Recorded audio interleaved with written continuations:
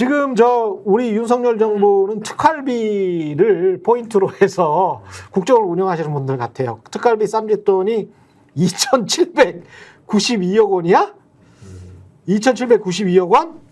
예, 전년보다 134억 원 늘어났습니다. 이분들은 실질 특활비의 감소가 전혀 없는 분들이네. 그러네요. 예. 공무원 월급도 3% 정도 늘었고요. 예, 일괄적으로. 그리고 특활비는 5% 늘었습니다. 아니, 이거 그 뉴스타파에서 많이 보도했는데 이상한 데 쓰는 것 같은데? 맨날 고기 먹고 이런 데 쓰는 것 같은데? 뭐 네, 자기들끼리? 염소고기 먹고 한우 먹고 또 네. 뭐 할로윈 때 케이크 싸고 뭐 그랬다는데 그리고 맨날 보안이라 그래. 그거는 보안이 아닌데요. 네. 저는 특활비를 그렇게 쓰라고 준 거예요. 그러니까 밥 먹으라고?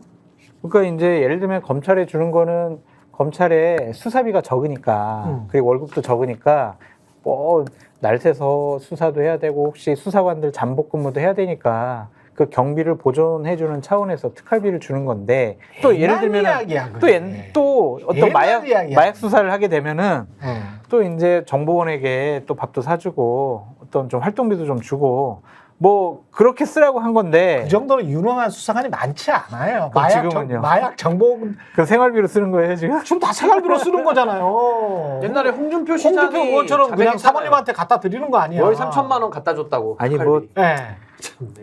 그 뭐 월급 받아서 준 거랑 특활비 받아서 준 거랑은 우리가 구분할 수가 없으니 제가 드리고 싶은 말씀은 특활비를 그렇게 쓰는 것으로 용도를 정해놓고 특활비를 썼다라고 문제 삼는 것은 저는 그게 문제가 있다고 생각이 들고 아니 하나만 더 말씀드릴게요. 하나만. 업무 추진비가 또 있잖아. 아니 그러니까 특활비를 저는 이렇게 논란이 되는 특활비를 없애버리고 네. 업무 추진비로 다 바꿔야 돼요. 그래. 그래야 증빙도 남고 그래. 이거를 허투루 못 쓰죠. 업무 맞아요. 추진비는 네. 현금으로 안 주거든. 그러니까. 카드로 주거든. 그러니까. 증빙이 돼야 돼. 그러니까 이거는 생활비로 쓸 수 없는 거야. 네. 그러니까 저는 정부에다가 국회에다가 그냥 다 특활비 없애버리고 업추비로 해라. 그렇게 말씀드리고 싶어요. 저는요 요즘에 이게 이제 특활비라는 게 특히 이제 검찰인데 예. 수사에다가 이제 갖다 쓸 때 그렇죠. 보안 때문에 이제 사실은 특활비로 해가지고 현금을 주고 했던 거거든요. 예. 왜냐 국정원은 말할 것도 없는 거고요. 근데 전 지금 검찰에게 묻고 싶어요. 수사도 안 하잖아요, 솔직히. 그리고 안 해야 될 수사 열심히 하고, 그러니까 해야 될 거 안 하고 안 해야 될 거 열심히 하는 검찰이 뭐 이렇게 특활비 가지고 국민들이 물어보면은 아 수사 중이고 보안상이다 지금 이렇게 얘기하는데 뭐 윤석열 대통령도 지금 똑같이 굴고 있지 않습니까? 뭐 사우나 드레스룸 만들어도 이것도 뭐 보안이니까 뭐 다 못 밝힌다. 그러니까 완전히 특활비 관련된 논리를 지금 대통령도 쓰고 있어요. 그러니까 전 이런 식으로 가는 거 국민의 신뢰 떨어뜨린다. 자기들 쌈짓돈이 아니거든요. 국민의 세금입니다. 그래서 저는 수사나 보안을 위해서 필요한 돈들이 있을 수 있어요. 그 외부에서 뭐 감사하기도 불편하고 알려서는 안 되는 부분도 분명히 있습니다. 그 제도를 만드는 것과 지금의 특활비를 자기들 쌈짓돈 쓰는 듯이 하면서 감시도 안 받고 견제도 안 받고 자기들 용돈 쓰듯이 이렇게 하는 것은 안 된다. 그러니까 전 여기에 대해서는 반드시 제도적인 저는 제동과 저는 검토를 받아야 된다라고 생각합니다. 그렇죠. 없애야 돼. 솔직히 말해서 말이죠. 제가 28년 동안 기자 생활하면서 지금 유튜브 생활하는 거 빼고 말씀드리는 겁니다. 아니 그 업무 추진비나 특활비나 가지고 기자들이랑 밥 먹잖아. 밥 먹죠. 국정원도 그렇고 검사들도 그렇고 제가 검사들하고도 그렇고 국정원 직원하고도 그렇고 같이 밥을 먹고 술을 먹었거든요. 같이 밥 먹고 술 먹었는데 그거 본인들 월급 아니잖아. 예? 그러니까 그렇잖아요, 솔직히. 네. 그거를, 그리고 이 사람들이 무슨 뭐 엄청난 마약, 무슨 국제 사기단 뭐 이렇게 해가지고 그 사람들한테 뭘 침투시켜가지고 뭘 쓰는 게 아니고 사실은 이 사람들 그냥 공무원들이에요. 만나보면 국정원 직원들도 기자님 그 뭐 특종이나 뭐 이런 거 하시면 쓰기 전에 9시 뉴스 나가기 전에 20분 전에라도 저희한테 먼저 알려드리면 저희가 서류해서 이렇게 원장님한테 먼저 보여드리면 저희도 면도 서고 여러모로 좋지 않습니까? 그리고 서로 정보도 교환하고 이런 식으로 이제 밥 먹고 뭐 이러는 거예요. 지금도 그럴지 안 그럴지는 모르겠지만. 근데 이걸 가지고 뭐 얼마나 대단한 일을 한다고 지금 이 난리를 치는 거야. 물론 대단한 일을 하는 경우도 가끔 있지. 근데 가끔 있다니까. 근데 그나마 네. 밖에 사람하고 먹었다면 네. 그나마 뭐 우길 수 있을지도 몰라요. 그래도 네. 업무 관련이 조금이라도 있다. 그러니까 이게 그것도 특활비가 맞냐? 업무 예. 수지비로 했어야지 뭐 이럴 수도 있는데 그나마 어쨌든 뭔가 업무 관련한 사안이니까 얘기해 볼 소지가 있는데 가령 뭐 최근에 보도를 보니까는 국정원은 탈북하신 분 있잖아요. 탈북하신 분한테 처음 탈북하신 분한테 네. 우리 그 한우를 먹여줬다고 그러더라고요. 근데 한우를 먹여줬는데 탈북을 한 지 얼마 안 되니까 이 한우 맛을 모르겠다고 그래서 그 다음날은 삼겹살을 먹여줬다. 그래서 맛있더라. 이런 얘기인데. 삼겹살이 더 맛있더라. 아 그럼요. 이분은 한우가 안 통하네. 그렇죠. 아니, 근데 한우부터는 뇌물인데. 근데 이제 탈북을 하셨으니까. 근데 이제 그러니까 그런 거를 우기면은 어쨌든 업무 관련일 수도 있는데. 특활비가 지난번에 보도나 이런 걸 통해서 문제가 된 사안은 뭐 자기들끼리 먹었잖아요. 자기들끼리. 그렇지. 고깃집을 수사한 게 아니면 설명이 안 되는 거를 했잖아요. 아니 잠복근무 하다가 네. 배가 고파가지고 한우 먹었을 수도 있잖아요. 잠복근무하다가 왜 영화에서 그러면 계속 컵라면 먹는 것만 나와? 잠복근무하다가 한우 먹는 거를 그러면 영화에서 틀어라 그래. 그러면 아니, 근데 국민들이 믿지. 왜 저한테 그래요? 아니 근데 잠복근무를 그렇게 대규모로 했다는 것은 이해가 안 되기 때문에 제가 볼 때는 유일하게 설명이 되는 방식은 고깃집을 수사한 것이다. 고깃집을 수사하기 위해서 이것들이 투뿔이 아니라 원뿔을 썼군. 뭐 그런 거를 네. 하기 위해서 단체로 가가지고 이 먹으면서 수사를 했다고밖에는 볼 수 없는. 근데 아닐 거지 않습니까? 그러니까 그런 거를 특활비로 썼으니까는 지금 뭐 문제가 되고 뭐 이런 거 아니에요. 그러니까 말씀대로 특활비는 없애버리자. 이게 뭡니까? 근데 이게. 막 걔 안보비, 정보보안비 이런 것들 막 늘리고 너무 숫자가 많아. 그러니까요. 와 국정원에 편성된 안보비, 특활비 1조 8천억이에요. 그리고 이것도 말이죠. 기자들 순치시킬 때하고 똑같은데 사실 전두환 정권 때부터 말이죠. 우리나라 이 구조가 지금 대기업은 거의 다 바뀌었습니다만 공기업이랄지 KBS랄지 뭐 기자 집단들 그리고 이제 공무원들도 비슷한데 기본급을 적게 해주고 각종 수당을 많이 주잖아요. 이런 식으로. 그리고 그 수당을 가지고 빼먹고 아까 이제 월급 적다고 말씀하셨는데 빼먹고 집으로 사실상 가져가고 본인들 밥 먹는 데 쓰고 뭐 이러잖아요. 그럼 세금을 덜 내요. 맞네. 세금을 덜 내. 그거를 전두환 정권 때부터 이제 페이버를 준 거거든. 맞아. 그래서 기자들 같은 경우에 취재 수당이나 뭐 이런 걸로 다 돌렸어. 예. 다 돌려가지고 본인들이 받는 월급은 대기업 이상이 되는데 기본급만 보면은 중소기업으로 보여. 근데 착시 효과이네. 착시 효과 플러스 세금 절세 효과가 있습니다. 네. 그거를 전두환 정권에서 사실은 이제 기자들 꼬시기 위해서 맞아요. 기자협회에다 페이버를 준 겁니다. 그런 식으로. 근데 이거를 사실은 공무원들이 똑같이 하고 있는 거야. 검사들이, 국정원 직원들이. 그래 본인들 월급 작다고 계속 그러는 거야. 예? 그리고 난 다음에 나중에는 그분들은 이제 조금 이따 연금 이야기해야 되는데 연금도 바로 받잖아요. 그게 말이 안 되지. 그러니까 국민들이 봤을 때는 당신들이 뭐 월급이 작어. 실제로 밥 먹고 뭐 이러는 거는 다 공짜로 쓰고 실제로 월급은 다 세이브 하잖아. 어? 그리고 난 다음에 어디 가서 공공기관 취업해가지고 이사장 하고 아니 뭐 전무 뭐 감사 뭐 이런 거 하고 뭐 돌아다니고 거기서 정보 취득한 걸로 뭐 땅 투기 했고 그게 한국의 대한민국 역사의 30-40년 아닙니까? 그러니까 공무원들 못 믿고 이러는 거지. 아니, 그러니까 저는요, 잠복하는 거 얼마 드는지 빨리 계산해가지고 예. 잠복을 묻진 않을 테니까 예. 얼마나 잠복해서 뭐 라면 먹고 했는지 그 비용 나오잖아요. 그것만큼 정말 필요하다 그러면 우리가 부분적으로 그걸 허용해 줄 수도 있겠지. 아니 라면에다 필요하다면. 전복이랑 낙지 넣어서 먹었나 보죠. 아니 근데 그게 아니라 그러면 뭐 기자들 만나서 밥 사주고 술 사주고 전 그것도 필요하다고 봐요. 네. 대신에 투명하게 하라 이거예요. 그렇지. 투명하게 해서 관리받게. 아니 밥 사 먹고 계산 대신해서 기관을 위해 쓴다 그러면 투명하게 하면서 검증받으면 됩니다. 그럼 거의 책임을 물을 수 있기 때문에 그게 아니라 지금처럼 퉁으로 줘가지고 자기들 맘대로 이걸 어디다 갖다 줬는지 뭐 공작비 썼는지 뭐 했는지 이건 안 된다. 보너스 개념으로 사용하면 안 되죠. 그렇죠. 제도 개선 반드시 해야 돼요. 10분밖에 안 남았는데 네. 연금 이야기 합시다. 연금을 연금. 생각한 대로 제가 그 처음에 윤석열 저번 주에 대통령 우리 얘기했었죠. 그렇죠. 국정브리핑에서 나왔을 때 야 이거 갈라치기다 라고 이야기한 그대로 그냥 해버리네. 그대로. 예, 그러니까 청년층이라고 하는 사람들 근데 그 사이에 있는 사람들 있잖아요. 가령 76년생. 예? 76년생은 지금 중장년층으로 분류됐어. 근데 나는 76년 12월이야. 그리고 어떤 사람은 77년 1월이야. 그러면 77년 1월부터는 그 청년층으로 분류되기 때문에 이 사람은 연금이 조금씩만 올라. 76년생부터는 연금이 팍팍 올라. 네? 이게 지금 말이 되나? 이런 분류 체계가. 그리고 지금 연금이 1,000조예요. 국민연금이 1,000조야. 네. 1,000조를 우리나라 국민연금이 90년대 초반부터 지금 활성화가 됐잖아요. 근데 연금을 주기 시작하는 그 시점에 연금을 10년, 20년 내신 분들이 아닐 거 아니에요. 91년도에 받으신 분들 2년도, 3년도, 4년도, 5년도, 6년도, 7년도, 2000년도까지도 연금 10년도 안 내신 분들이 연금 혜택을 엄청나게 받으셨거든요. 맞죠. 그리고 그동안에 그게 굉장히 많이 쌓였어요. 네. 근데 그분들에 관해서는 뺏지는 못하니까 그분들은 그냥 혜택 받고 이 연금 제도가 도입돼서 연금을 꾸준히 납부해온 액면 그대로 납부해온 중장년층은 더 내라. 네. 그러면 1,000조 원을 쌓아놓은 주체는 네. 사실은 중장년층이거든.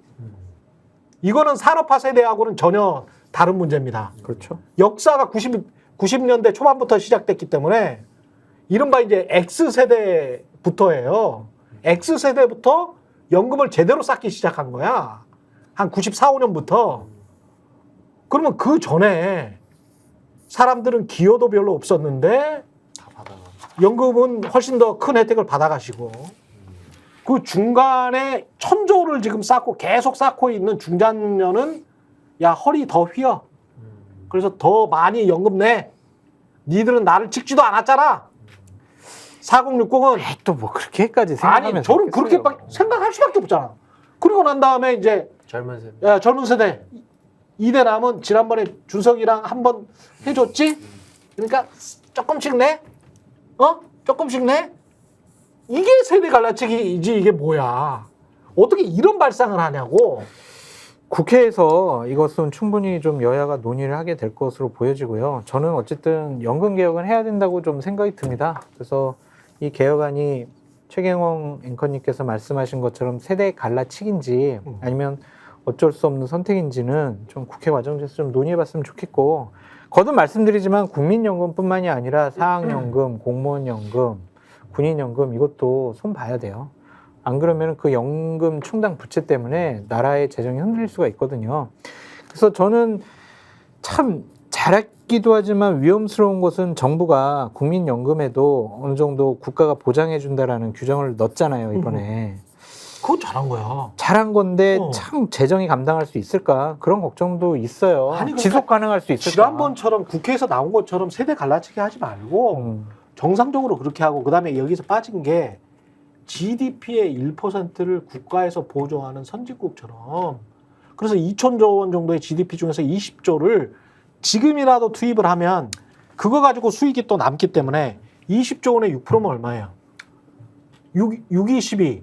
1조 2천. 1조 2천억이 최소 1조 2천억이 계속 수익이 남아. 그러면 연금이 많을 때 더 쟁겨놓자.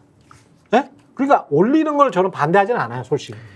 올리는 거 반대하지 않지만 그냥 과거에 혜택 보신 분들도 어쩔 수 없잖아. 그리고 현재 뭐 어쩔 수 없으니까 그거를 세대 갈라치기 하지 말고 전반적으로 올리면서 또 보장도 해주면서 그런 제도가 이미 나왔는데 왜 이렇게 분란을 만들고 갈등을 증폭시키는 이런 짓을 하냐는 거죠. 속에 사심이 있지 않는 이상 속에 마가 끼었어 이 사람이. 한번 구술해야 되나? 근데 저는 이제 이 예를 들면 뭐 자동 안정 장치라든지 예. 그다음에 세대별 차등화라든지 보험료율 인상에 대해서 이런 효과는 이제 지난주입니까? 뭐 효과에 대해서 말씀드린 것 같고 네. 과정이 저는 되게 또 이것은 참 재밌는 부분이다라고 생각이 드는 게 예. 지금 지난번에 분명히 국회가 어쨌든 간에 이래저래 해가지고 여러 과정을 거쳐서 합의를 하려다 못한 바가 있지 않습니까? 네. 그게 이제 보험료율 13% 올리는 거하고 그다음에 소득대체율을 44%로 하자까지 갔던 거잖아요. 민주당 안이. 그래서 44%로 하느냐 43으로 하느냐 이거 가지고 합의가 안 된 상황에서 네. 그 당시에 이제 대통령실이 뭐 어떤 입장이었느냐? 아 근데 님들이 얘기하는 거는 모수개혁에 대한 부분인데 우리 연금이라는 거는 구조개혁을 같이 안 하면은 지금 큰일 나기 때문에 구조개혁까지 함께 논의해야 되기 때문에 일단은 합의하지 말고 다음 국회로 논의를 넘기자 그래갖고 보수개혁이 합의가 안 된 거잖아요. 그러면 정부안이라는 거는 최소한 그런 구조개혁에 대한 게 같이 나와야 되지 않습니까? 근데 지금 여러 가지 뭐 새로운 장치들을 얘기를 했는데 심지어 세대별로 차등화해가지고 보험료를 올리는 거는 제가 언론 보도를 보니까 세계 최초래요.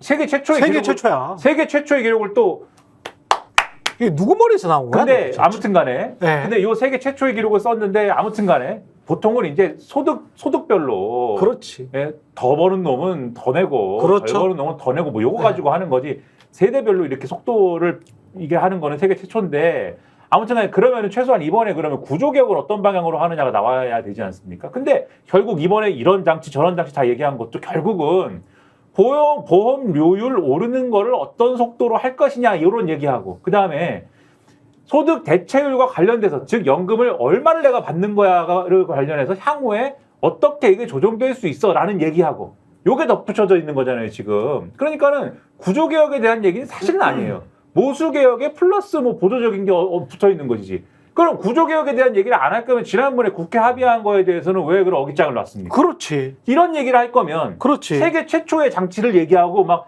다양한 이런 얘기를 할 거면은 임기 초에 대통령이 보관해 가지고 나는 이런 생각을 하고 있는데 이걸 포함해서 국회에서 얘기를 해주세요. 이렇게 했어야 이런 장치를 기본으로 해가지고 포함해가지고 국민적 합의를 도출하기 위해서 이렇게 냅니다. 국회가 이렇게 되고 지금쯤 합의가 됐겠죠.